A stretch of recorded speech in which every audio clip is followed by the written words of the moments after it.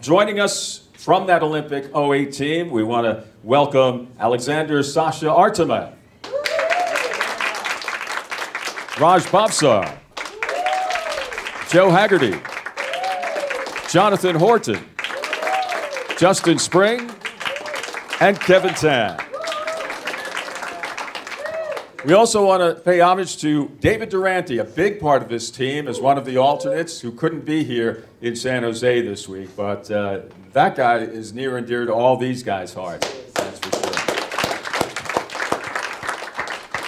Justin, I'm going to ask you to lead off. Take us maybe like a year before, which is kind of interesting because you guys went to the '08 Olympics, but you guys were right here in the Shark Tank in 2007 for the U.S. National Gymnastics Championships. The place was the HP Pavilion at that point, not the SAP Center that it is today. That sounds more familiar, yeah. Absolutely. Right. Take us back to that part of the trek all the way to Beijing. Well, I think, our team has certainly an incredible, unique story of coming together and doing what we did, but, as an individual, when you go down our individual paths, it looks very different. I actually left this arena on crutches, so had an unfortunate vaulting incident and had spent, essentially 7 months coming back from an ACL tear. But that's the last thing you want, right? We've got Joey. We all had our setbacks, and it was a grind. It was a unique quad because it was the quad coming off the final. '04 was the final Olympics. It maintained the 10-0.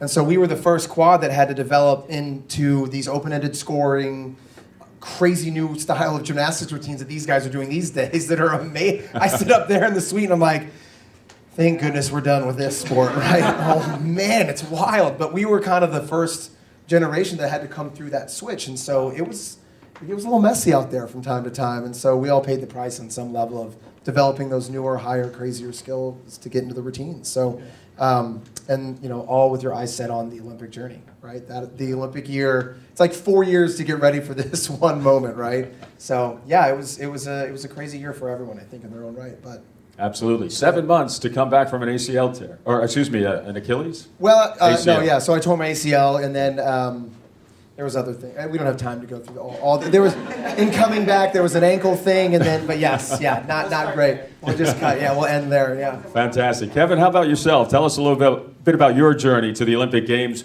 from the Shark Tank here the year before. Oh yeah, so it was wonderful coming back, just because this is where I was born and raised in Fremont. So to come back here to my home ground and really have a presence or a base here of great fans.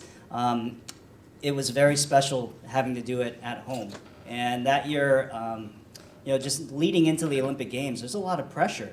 You want to really do well, especially coming into the limelight there, and showing USA that you can compete at that level, even whether it's at a World Championships and you're tested, you're grinding through, and trying to vie for that spot on the Olympic team. Fantastic. And great story from right here in Northern California. Fantastic. Yeah. And thanks for sharing your talents with Penn State University, too, my hometown, Pennsylvania. Oh. Sasha, tell us a little bit about the journey that you had, which is kind of an interesting one. Tell us a little bit about it being selected as one of the go-to guys kind of late in the process as an alternate for Team USA. So, yes, I actually traveled to Beijing as a second alternate, and during the Team USA's podium training, Paul got hurt initially and wasn't able to compete, so Raj stepped in. He was the first alternate. Defending Olympic all-around champion Paul Hamm. You guys knew that, right?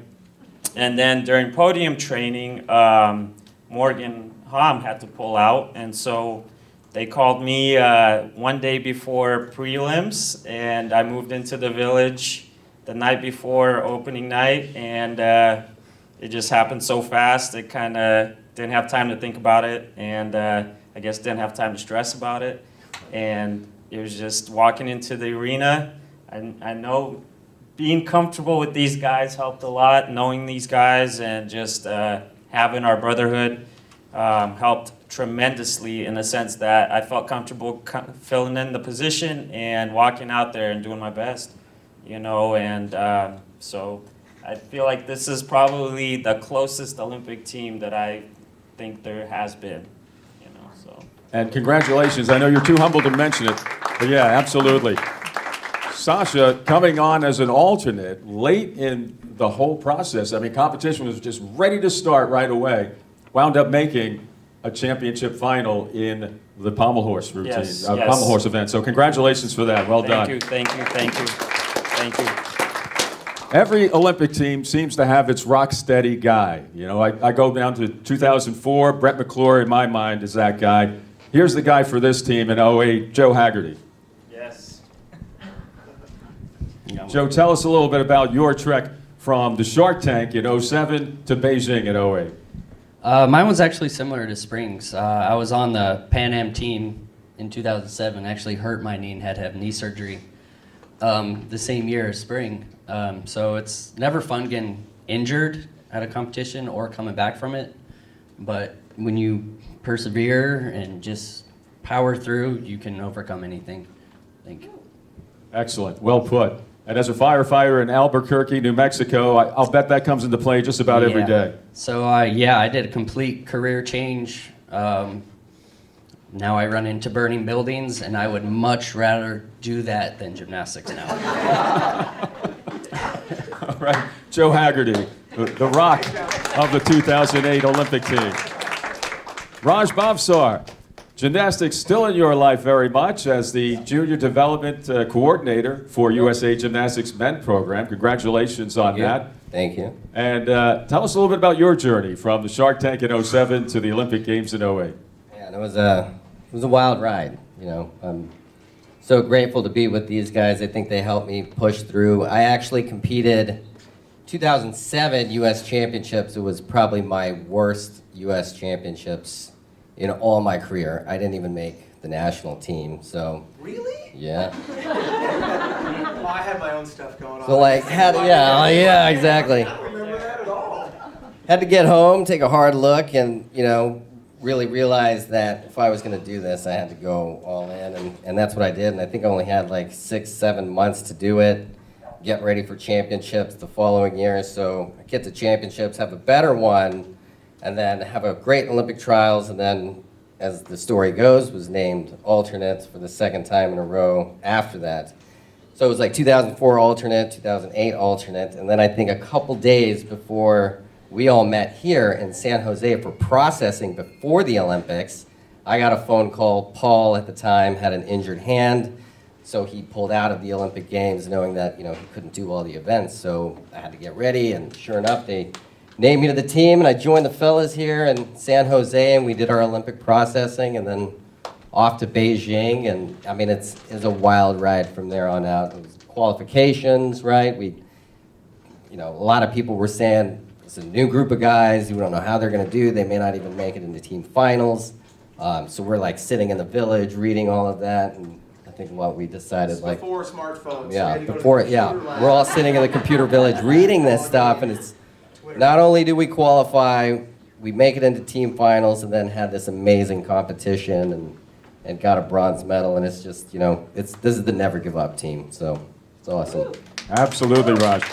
And on the tail of that, let me just mention that a whole bunch of guys, I'm not sure if any of you guys were on the team that qualified the USA for the Olympic Games the next year for '08. I'm sure you had plenty to do with it, though, getting there as far as the team that qualified.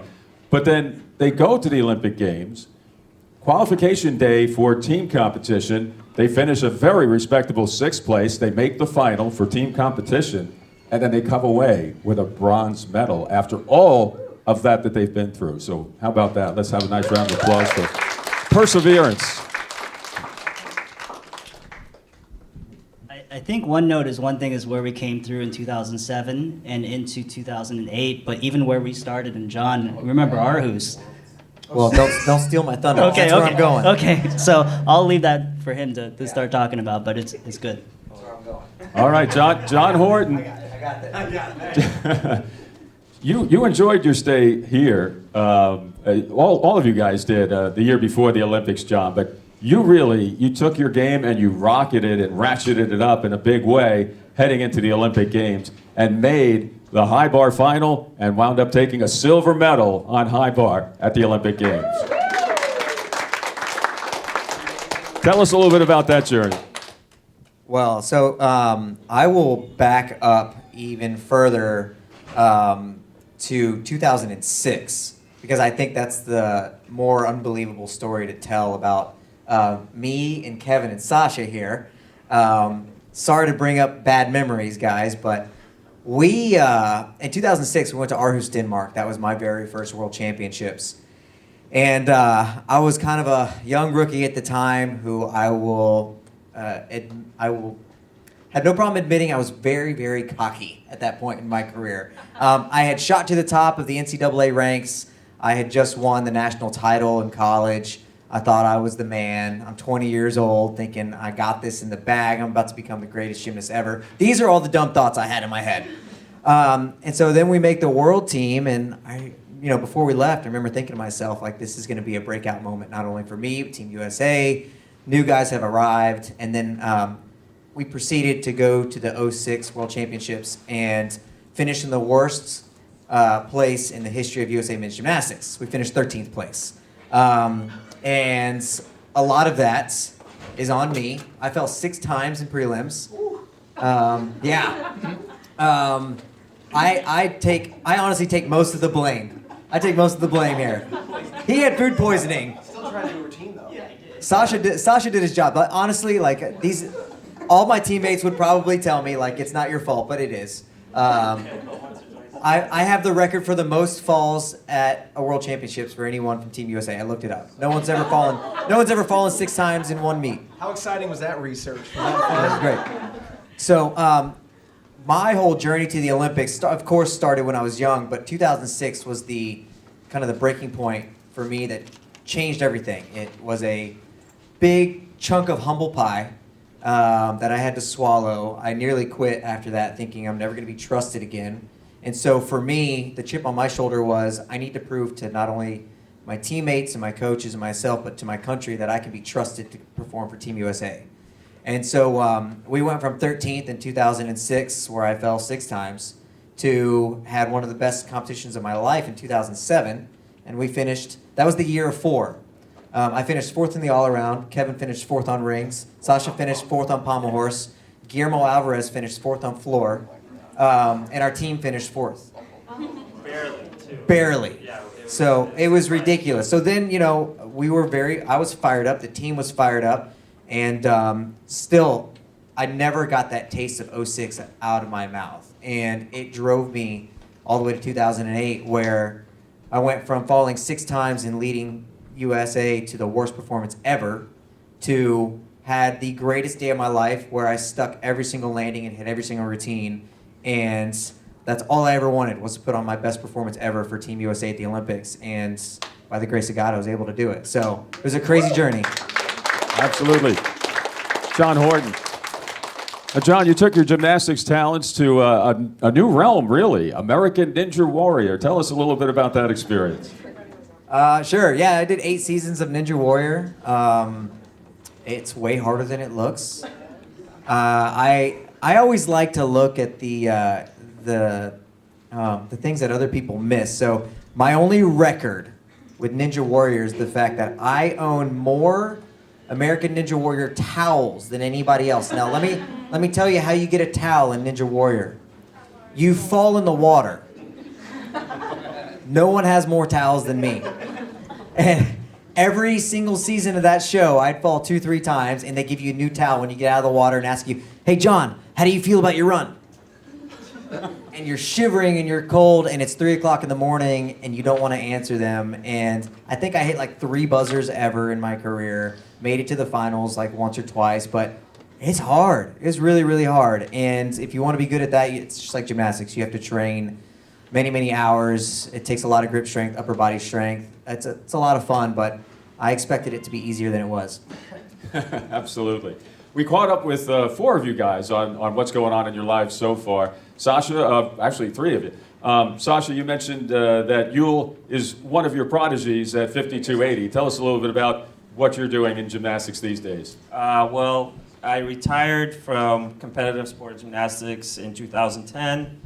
I started coaching as kind of a hobby, and it really pulled me into it and I started enjoying it and seeing the kids progress in front of your eyes and grow up. That was really rewarding to me, you know. So Ewell was actually one of the reasons I retired, because my coach was my dad, and he started coaching Ewell, and Ewell was his prodigy, and Ewell was getting so good, and I couldn't keep up, and I didn't want to, embarrass myself. So I was just like, you know what, this is his time. I'm just gonna step down and, have him, give him the reins. So, I enjoy coaching. It's definitely, I actually talk a lot about this. It's definitely a different stress level because you're not in control of what is going on. So you don't know what to expect, and it's definitely a lot more stressful, in my opinion, than competing or when I competed, So, like watching Ewell compete is, to me, one of the most stressful things. I pace back and forth. I try not to make it obvious, but, I try not to project that stress onto him. So it's definitely hard, but rewarding in itself. So. And you held the lead for a while there at Nationals, the Xfinity Nationals. Finished in the top 5, so congratulations for another of many great finishes for Ewell Moldauer. Yeah, Well he's done. been killing it this whole year, and I'm excited to see what he can do at Worlds, because I think that was our ultimate goal, was to make the national team, to make the world team, and then show the world what he can do internationally. He's actually, the international assignments he's had, he won Pan American Games a few months back, and claimed not only all around, but I believe it was P-bars, floor, and got second on ring. So I think he has a lot of gymnastics to show. Yeah. And I'm not just being biased just because I'm his coach. So, I think he's a great gymnast, but most important, a great, humble person. Yeah, and a great 2-up battle with Asher Hong, the new guard, or the old guard, and the young Turk, Yes, face to face. yes. Good stuff. Oh, look at that. There he is. Kevin Tan, bring us Support up. goes both ways. There you go, absolutely. Kevin Tan, bring us up to date on what's going on in your life and if gymnastics is playing a role. I like watching it from where I'm at, and like Justin said, the amount of difficulty and skills that the women and men's are throwing right now it's unheard of even 15 years ago when we were at the Olympics. I went from probably the peak of the sport in '08 and knowing a lot about it, knowing a lot of the community. When I was still coaching at Penn State, anytime that I had something to say, any correction, all eyes were on me, right? Because they wanted to know, and that was an incredible feeling to be at the top. And then I moved and switched into the financial industry, and I knew nothing. I went from being at the top of my sport to being a person that's just trying to get an entry-level position and trying to build all over again. And just knowing that I may not have the base now, but in knowing what I learned from the sport and trying to translate that, the work ethic, the understanding of how to process a lot of the information and how to do it in the quickest amount of time and the shortest amount of distance. It was all of that brought me to where I am now, 15 years after the Olympics, working for a financial company in Morgan Stanley, and almost gaining that next industry and that next level. So. I tell you what, I can tell with gymnastics, it's a lifestyle. Yes, it's a sport. Yes, it's an activity, but to be a top gymnast, it really is a lifestyle. And I give not just these guys, but all of you credit for making it part of your lifestyle in a big way. And it shows later in life for sure. Great story, Kevin. Thanks for sharing that. And Justin, is the transition from the 10.0 scoring system to the open-ended scoring system harder than the transition from men's gymnastics to women's gymnastics? Tell us a little bit about what's going on at Alabama. Is this one not good enough? Yeah. So I just made a career switch of sorts. Was the head coach at Illinois for 14 years for the men's program, and now I'm the proud assistant at the University of Alabama. Very exciting, Roll Tide. And it's a polar polarizing different. It's a whole nother world over there, and I'm really loving that and enjoying the new challenges. There's a new head coach at that program, and it's been fun, kind of developing. Just anytime there's a leadership change, there's a lot that comes with that. And so I stepped into a gym for the first time ever, not knowing one of my athletes, and I think that was really maybe that gave me the most anxiety in the transition. It wasn't going from men to women. It was more. I think any good coach gets to know their athlete on a really personal level. Like, you have to understand what makes them tick, what drives them crazy, right? Like, and moments to avoid that, and moments to maybe tap into that a little bit during your training. So that was I think really the biggest point of contention, is I just didn't know my athletes yet. And so it's been a year now. I feel very comfortable, and I went from literally not having a female in my working world to now I am the single and only male in a sea of all women that I work with. So that is slightly different and brings some different unique pieces to my work day in, day out, but it's a lot of fun. I love it so much. So, If you can share with us, either as an athlete or a coach or both, when somebody is just not having a good day and all eyes are upon them out there because maybe they're the last one in the rotation, what would you say to someone or to yourself to help get through that situation? what I would say to someone versus myself are probably very different things, and I think that's the first piece of again, being a good coach, and we talk about this in our recruiting pitch. Like, it's so important to understand you as the individual that you are, because whereas I might need someone to be like, dude, get out of your, get your head out of your rear and go get it, and like kind of a swift kick. Someone else might need an arm over the shoulder to be like, hey, we've been through this, and like they need a more of a calming approach. And so in everything in between, from something fierce like, hey, go after it, to we're here for you, we support you type, right? So totally different approaches, but you're going to get a different response depending on the athlete. So there's not a one-size-fits-all for what drives people in those really tough and intense moments. And transitioning into that, I think that's what made our team able to do fantastic out on the floor. We had such a deep understanding of who we were, and we're a close team anyway, and went through the grind of that quad of making the team, but then I think our personalities just clicked. And so when we walked out on the floor, like, I knew how to playfully pull any one of them out of maybe the downward spiral in their brain at the greatest stage in the entire competitive world, the Olympics, right? And so, and that was something really cool. Even to the point where, you guys remember walking out, we talked about this morning at breakfast, walking out. So it's team finals, it's 3 up, 3 count. There is no more intense moment in an athlete's life, especially if this is your first Olympics, for a bunch of newbies, and we're like, weren't even supposed to make it here, team medals on the line. NBC, I swear to you, pokes a camera in our face and like, did you guys know this is the most watched Olympics in the history of all coverage ever? And we're like, yeah, that's gonna really help our nerves in this moment. Thank you for that, right? And so off we go. But then I think, John, was it you, pulled us in? You're like, hey, do you guys mind if I say a prayer? And like, I know that maybe we're not all in the same alignment with that, but would you mind? And everyone was like, yeah, that sounds good. Let's do that. That sounds great for this moment in time. And then after that, Raj was like, I've got some religious Indian ash. You want to tell that story? Like, yeah, I don't know. Indian ash. I don't know what it was. I'm like, great, give me some of that. Yes. Everyone's like, good. I was like, anyone else have anything else? Nothing? All right, that's good enough. We're just going to go out and compete now. But it was like, it didn't matter. We were invested in like, I'm going to support you in what you need, and that goes both ways. And that really made us compete freely out in the most intense competitive environment in the world.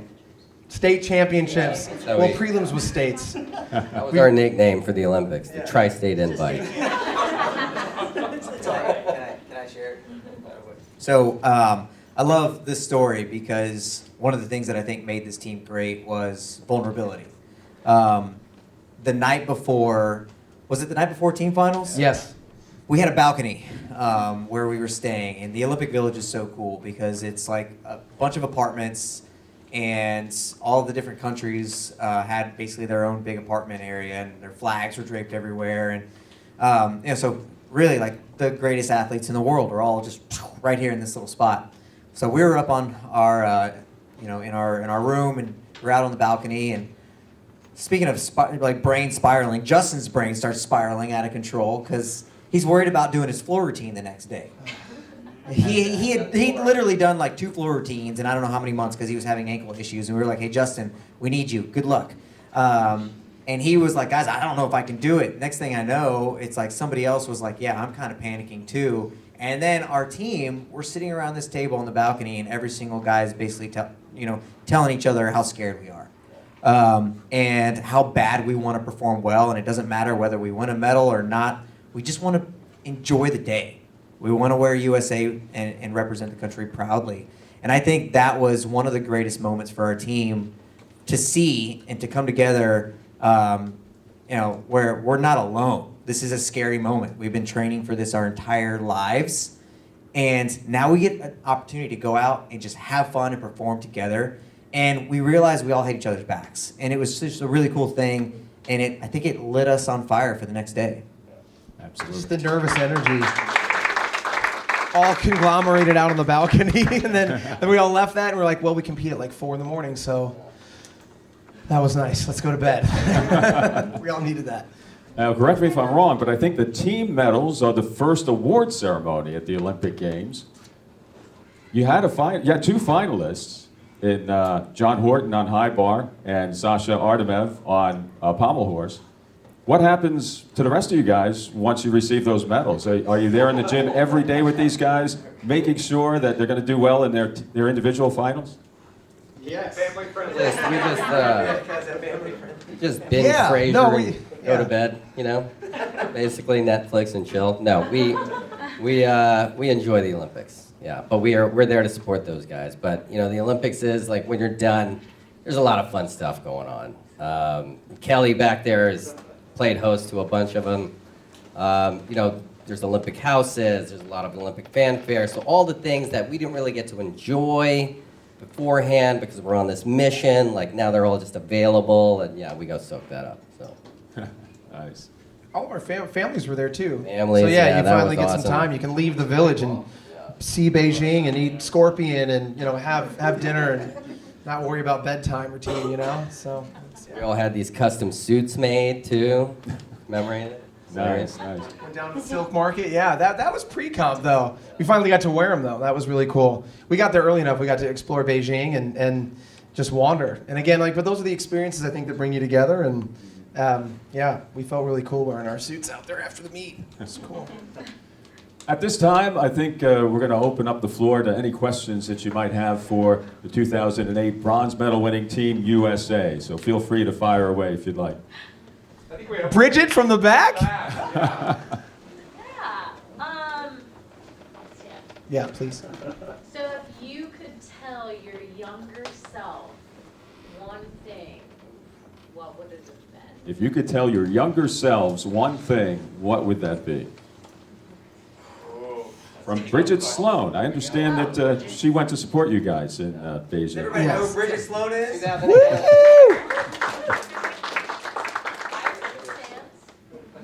I hate you for asking that question, just to start off. It's hard to not pull it. Yeah, you got it. I'll take it. If I could go back and say one thing, it would be to trust the process. And if you're in a situation where you're continuing to go and have your goal, whether it's short-term or long-term, and you're going through all the things that you're supposed to do that day, that week, that month, and whether good or bad happens, you just have to understand that no matter what, you just keep moving forward and you trust the process of what you're doing, not just for yourself, but your coaches, your staff, your teammates, everyone there, and especially what made, I think, us special in 2008 is that we all had the same goal. And that goal not just happened that year, but this is a goal that we've grown up. I mean, I've known these guys since I was 7, 8, 9 years old. We've all been competing together. We've all had this ability in that quad to do something special for Team USA. And so there was this support system, and everyone was trusting the process and just putting the work in. You never know what's going to happen on that day. It just so happened that, we had a magical moment, and we really did. And it's all because we had each other's back, just like that talk that we had the night before. The one thing I took away is, look, if we mess up or if I mess up, I know Joey's got my back, Sasha. Everyone's there pulling together, and we're going to find a way to just grind through it. So trust that. The floor is open if anybody. Here we go. When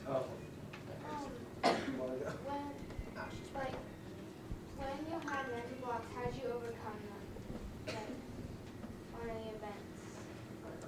When you have a mental block, yeah. how do you overcome it? I had them, yeah. I mean, I think first, being aware, right? As an athlete, you have to be really self-aware that this stuff might be going on. And then I was a big believer in preparation. So I had this thing like, when in doubt, take a turn. So like, if I had some kind of doubt, I wanted to answer it with a gymnastics turn. And sometimes some skills just get so jumbled up, that you lose them, you have them, you lose them, you have them. My thing, I'd always go back a step or 2 steps or even all the way back to the first step. So like, for example, on P-bars, we do support swings, or on pommel horse, and maybe some of you girls, you guys have drills that are so fundamental and basic. You did them when they were little, and that's what taught you the foundation of the skill. Then as you get older, you drift away from them.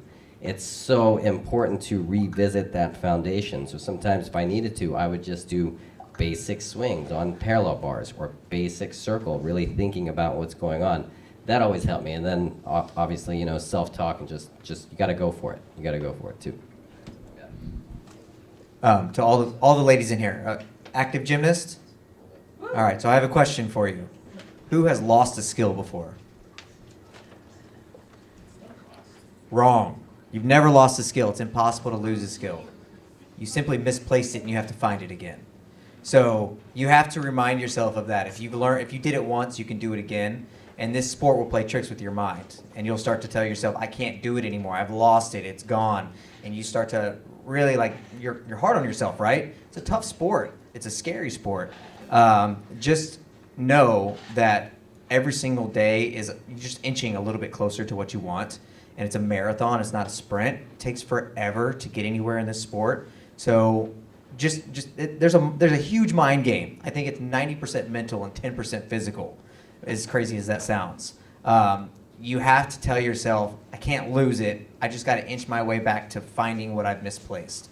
And I think that's the block that a lot of us get in our minds, where we nearly give up because you don't think you can do it again. You can. Take your time, you'll get it.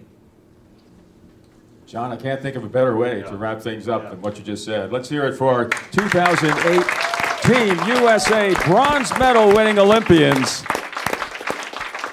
It's been an honor and a privilege to be your host here today, and I know I'll see you all inside for the final event this evening. But you guys, you offer such great inspiration. One more time, let's hear it for Justin Spring, Kevin Tan, Sasha Artemet, Joe Haggerty, Raj Bhavsar, and John Horton.